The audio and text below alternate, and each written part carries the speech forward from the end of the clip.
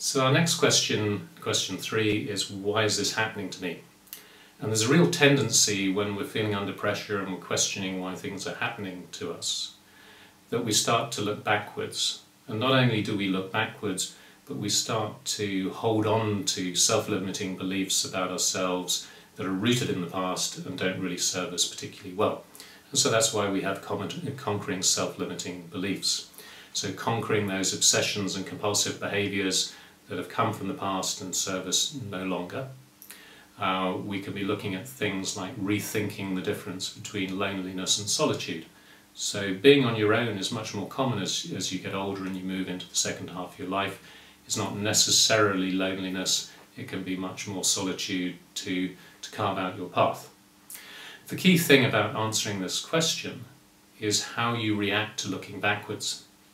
Some people look backwards and they look for sources of stability, they look for things that limit them because they feel comfortable.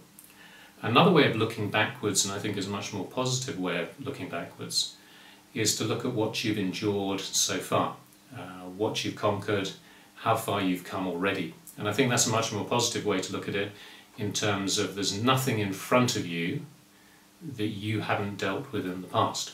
And that should be a source of strength as you look to the future. So moving on from conquering self-limiting beliefs, we move on to the whole section around the process of conquering those self-limiting beliefs, the process of understanding why this is happening to you. And in this section, we look at the journey jewels. And the journey jewels are things that can really help you to enhance your journey in very, very positive ways. They can be things as simple as understanding your brain.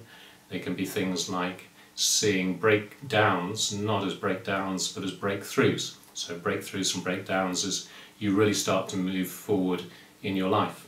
It can be about positive things like dreaming and daydreaming around what you're really trying to create in your life. And I think the big insight here is in terms of what are your desired outcomes, which is another section of the Skillful Habits. And the desired outcomes are, what are you really trying to get out of life? What is it that you really, really want? Good examples would be personal growth, they'd be things like happiness and joy, they'd be things like health and well-being. And this is what you're really trying to achieve out of your journey in life. There's some great skillful habits here. You can look backwards, you can ask why things are happening to you.